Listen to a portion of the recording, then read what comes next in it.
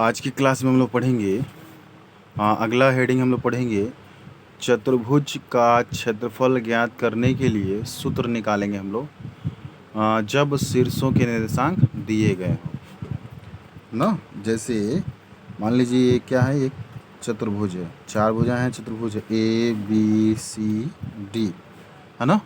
इसके अगर शीर्षों के निर्देशांक दिए हो गए हों, जैसे इसका x1 y1 दिया हो, इसका x2 y2 दिया हो, इसका निर्देशांक x3 y3 दिया हो और इसका निर्देशांक x4 y4 दिया हो, तो जब किसी चतुर्भुज के शीर्षों के निर्देशांक दिए गए हों तो उस चतुर्भुज का जो क्षेत्रफल होता है, उस क्षेत्रफल का जो सूत्र होता है, वो सूत्र यहाँ पे मैंने लिख दिया है। देखिए, चतुर्भुज का क्षेत्रफल जो होता है उसका सूत्र होता है 1/2, फिर ब्रैकेट बना लिया है, बड़ा ब्रैकेट, फिर x1 y2 minus x2 y1 plus x2 y3 minus x3 y2 plus x3 y4 minus x4 y3 plus x4 y1 minus x1 y4। ये कैसे निकालेंगे?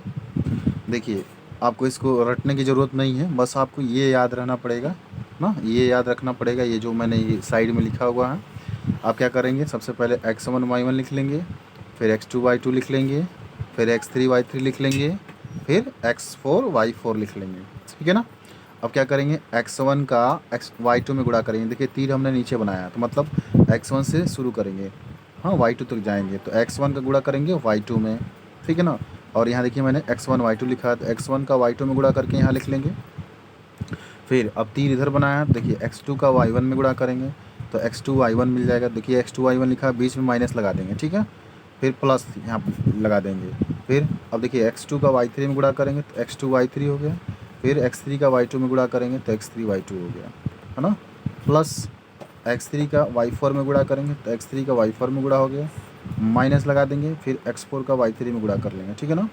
अब ये जो x4 बचा, ये लास्ट वाला x4, तो x4 का आप गुणा कर लेंगे, यहाँ पे मैं फिर से लिख दे रहा हूँ, x4 का आप गुणा करेंगे किस में, यहाँ लिख लीजिए y1 और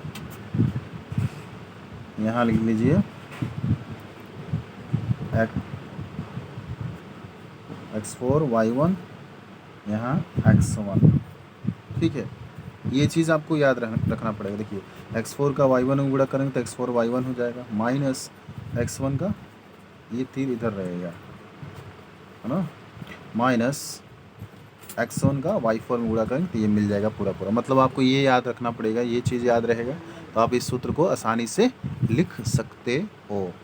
क्या करेंगे आप, x1 y1 लिख लेंगे शुरू में और लास्ट में भी x1 y1 लिख लेंगे इस तरह से, है ना। बाकी बीच में x2 x3 x4 लिख लेंगे, y2 y3 y4 लिख लेंगे, और ये चीज़ याद रहेगा तो आप इस सूत्र को आसानी से क्या कर सकते हो, लिख सकते हो, ठीक है ना। तो ये चतुर्भुज का जो क्षेत्रफल है वो इतना मैंने ये लिखा हुआ है, इसको आप अपने कॉपी में उतार लेंगे। जब चार शीर्षों के निर्देशांक दिए गए हों, चतुर्भुज के चारों शीर्षों के निर्देशांक जब दिए जाएं तो आप इस सूत्र का यूज करके आप क्षेत्रफल निकाल सकते हैं, ठीक है। अब हम अगला पढ़ेंगे, इसमें हम प्रश्नावली पढ़ेंगे। यहाँ तक हमने चैप्टर से रिलेटेड, इस चैप्टर 7 से रिलेटेड जितनी भी परिभाषा थी, जितने भी सूत्र थे, उस सूत्र को मैंने आपको लिखवा दिया, बता दिया। अब हम पढ़ेंगे प्रश्नावली 7.1। तो आइए हम इसमें देखेंगे प्रश्नावली 7.1 का पहला क्वेश्चन क्या दिया हुआ है और क्या करना है। अब देखिए इस क्वेश्चन में क्या दिया हुआ। प्रश्नावली 7.1 का पहला क्वेश्चन दिया है, निम्नलिखित बिंदु युग्मों के बीच की दूरी ज्ञात कीजिए। निम्नलिखित बिंदु युग्मों के बीच की दूरी ज्ञात कीजिए। अब बिंदु पहला में क्या दिया हुआ, 2 3 और 4 1 के बीच की दूरी आपको ज्ञात करना है। दूसरा है -5 7 और -1 3 के बीच की दूरी ज्ञात करनी है। a, b और -a, -b के बीच की दूरी ज्ञात करनी है ना।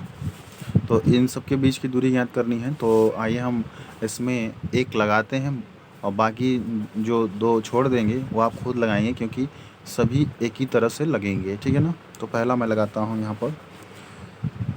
तो लगाने से पहले 2 बिंदुओं के बीच की दूरी का सूत्र लिख लेते हैं।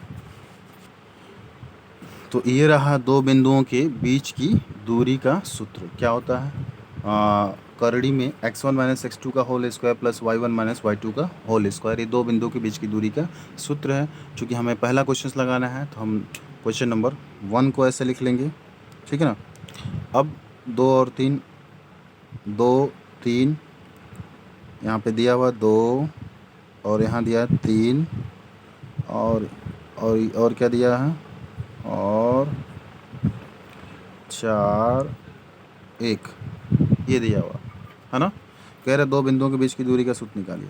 तो इसको क्या करेंगे, इसको हम मान लेंगे x1, इसको मान लेंगे y1, इसको मान लेंगे x2, इसको मान लेंगे y2, ठीक है ना। क्या मान लेंगे, इसको x1, इसको y1, इसको x2, इसको y2। दो बिंदुओं के बीच की दूरी का मतलब क्या है कि अगर ये बिंदु, अगर इस बिंदु को अगर a मान लेते हैं और इस बिंदु को b मान लेते हैं तो a के निर्देशांक 2, 3 हो गए और b के निर्देशांक 4, 1 हो गए। तो अगर ये बिंदु a है और ये बिंदु b है तो बिंदु a के निर्देशांक अगर आपके कितने हैं, 2, 3 है और इसके निर्देशांक कितने हैं, 4, 1 है, तो इनके बीच की क्या करना है, ये दूरी निकालना। मतलब यहाँ से यहाँ तक की ये जो दूरी होगी वो कितनी होगी ये निकालना है। इसका मतलब हुआ ना, ये मतलब हुआ कि दो बिंदुओं के बीच की दूरी, ठीक है ना। दो बिंदुओं के बीच की दूरी का मतलब ये हुआ कि ये दूरी आपको निकालना है, ठीक है ना। तो यहाँ पर आपने इसको x1, इसको y1, इसको x2, इसको y2 माना है। अब हम इसका सूत्र लगा देंगे, हाँ। तो सूत्र लगाएंगे, ये वाला सूत्र लगाएंगे और x1, y1, x2, y2 का मान इसमें रख देंगे, ठीक है ना। तो इसको रख लेते हैं। अब देखिए यहाँ पर हमने दो बिंदुओं के बीच की दूरी जो दी गई थी उसको रख लिया। देखिए x1 की जगह हमने 2 रख लिया। अब यहाँ पे आप देख रहे हैं कि x2 है तो x2 की जगह 4 रख दिया। तो इसका होल स्क्वायर था तो होल स्क्वायर यहाँ पे लगा दिया।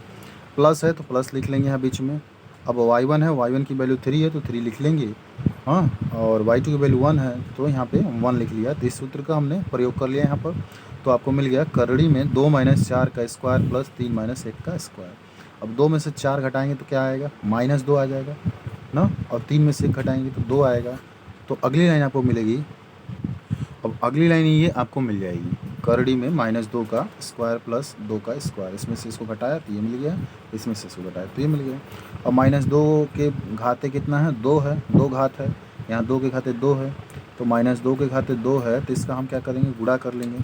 क्योंकि ये -2 के घाते 2 का मतलब क्या होता है, इसका मतलब होता है कि -2 का 2 बार क्या करेंगे, गुणा करेंगे। -2 के घाते 2 का मतलब -2 का 2 बार गुणा करेंगे तो कितना आएगा, माइनस का माइनस में गुणा करेंगे तो प्लस, और ये 2 का 2 में गुणा करेंगे तो 4 आएगा। यानी कि हम यहाँ पे क्या लिख सकते हैं, 4 + 2 का स्क्वायर कितना होगा, 4, ठीक है ना।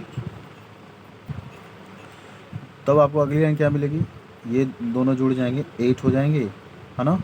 अब हम क्या करेंगे, इस 8 का गुणनखंड कर लेंगे। तो 8 का गुणनखंड करते हैं तो कैसे निकालते हैं, 2 सबसे छोटी संख्या से काटते हैं, 2 चौके 8, है ना, 2 दूनी 4, 2 एकने 2, कितना हो गया, 2 × 2 × 2। यानी कि 8 को क्या लिख सकते हैं, 2 × 2 × 2 लिख सकते हैं।